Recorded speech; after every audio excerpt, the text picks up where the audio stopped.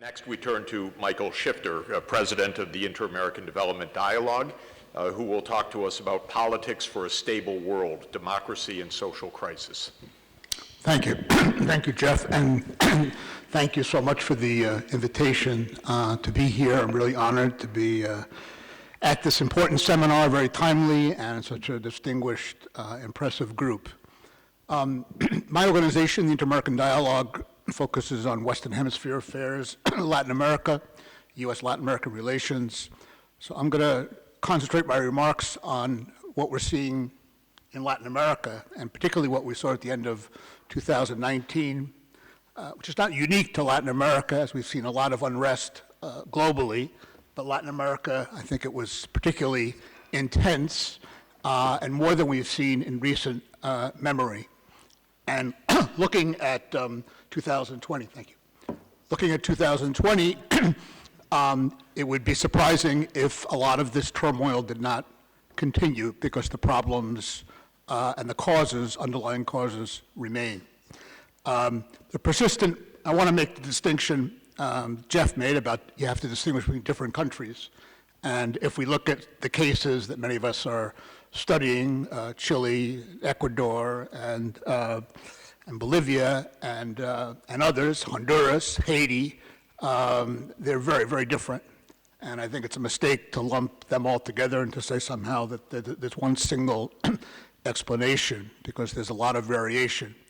Nonetheless, there are a lot of problems that, to different degrees, one can see in different countries. Economic stagnation, for one, in Latin America. Alicia Bárcena has talked about this a lot, but certainly the region is not doing well economically. Politicized judiciaries, corruption, crime, in a few cases, authoritarian rule, and then two features which are common to the region as a whole that I think are common elements. One is inequality, which Latin America has been the world champion, not a happy distinction, and continues to be that way, despite some improvements that we saw in the 2000s. It's come back, and especially in some countries like Brazil, Argentina, it's come back. And the second is, what's striking is the disconnect between the political institutions, political leaders, and society in general. My organization, the Dialogue, produced a book a year ago called Promises Unfulfilled, Latin America Today. And we asked leading Latin American analysts and scholars to focus on 6 salient issues on the agenda: rule of law, corruption and violence, inequality and poverty, economic policy making and management, Latin American integration, and Latin America and the world. And what was striking is that if you read all of those chapters, there is a common thread, which is the failure of state capacity, the failure to deliver in all of those areas. Promises, high expectations, but at the end of the day, really a failure to produce. And I think what Gustavo Vélez told us at the beginning, some of the data about dissatisfaction in the performance of democracy, is certainly a wake-up call, should be a wake-up call for all of us. Legitimacy is increasingly linked to the capacity to deliver what citizens are demanding.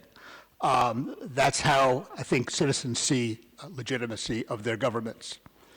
But I also think it's important to go beyond, and this was mentioned before, and I want to reinforce the point, go beyond economic inequality, and which leads to technocratic responses, technocratic fixes, which are important but certainly not sufficient and don't capture what's going on. In Latin America, I think more so than we've seen, certainly in my 50 years of working and living in Latin America, is a perception of a lack of fairness, that political, economic elites enjoy a set of privileges and prerogatives that have been denied to most citizens, pent-up resentments that aimed at a sense of entitlement by those who hold most power and influence, and too often do not give the dignity and respect to others that they deserve. The protests that we saw last year and that I think we're likely to see this year as well have been amplified by social media to an unprecedented degree. We've all followed protests in Latin America. That's part of the fabric, but the role of social media, I think, is a key factor that has changed the dynamic of protests and political constitution. What we've seen is that the path of social mobility in the region remains highly precarious for most citizens. In many countries, especially in South America, it made a lot of gains during the commodity boom, 2003 to 2013. There was an expectation that those advances would continue, those gains would be sustained, and be able to move up the ladder on socioeconomic ladder. And what we've seen is just the contrary, that we've seen social fractures surfaced and compounded by the government's incapacity to satisfy expectations of what were called the so-called new middle classes.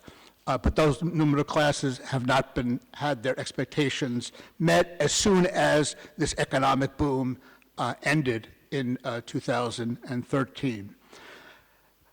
The most dramatic example that we've seen in the region, I think, is Chile.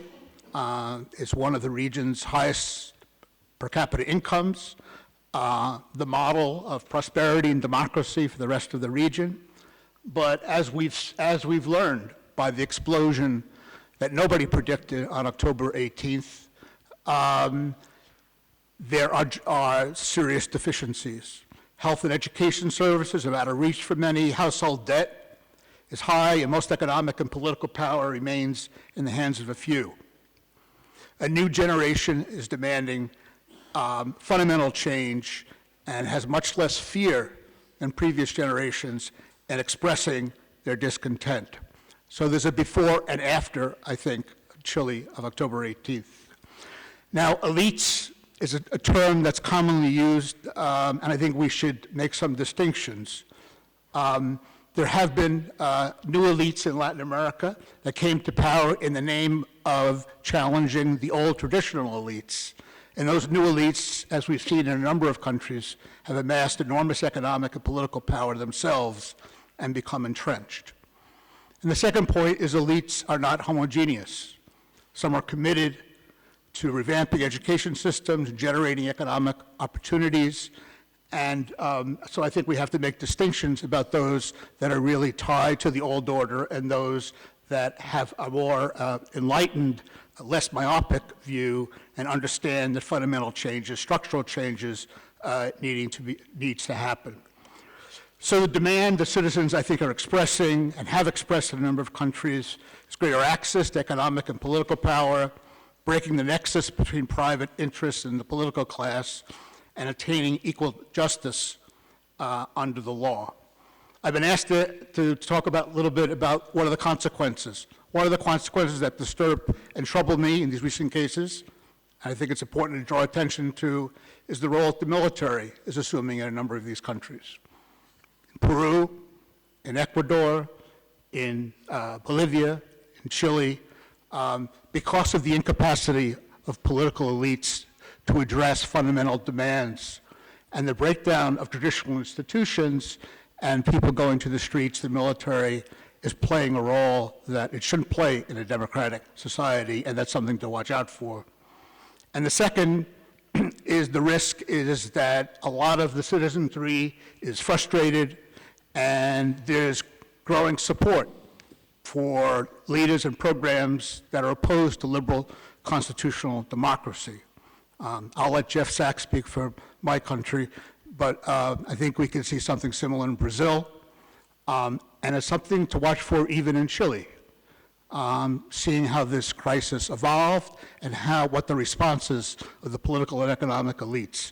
Argentina to me is a different case. There's a new government and a greater capacity to channel frustration and anger as well. But there too, one has to be observant. So the role of multilateral organizations, clearly more sensitivity and understanding of these dynamics, political and social dynamics in the region, but also playing some role in dialogue, thinking of ways to try to really to try to play a role in such polarized societies. This moment, I think, can and should be a catalyst for political change. There's an urgent cry that's come from the streets in Latin America in the end of last year, and so I think this is an opportunity, given the crisis in the region, to deliver and assume greater degree of responsibility and solidarity, because that, I think, is not only what works and what's effective and what's pragmatic, but it also upholds critical values that all of us share. Thank you.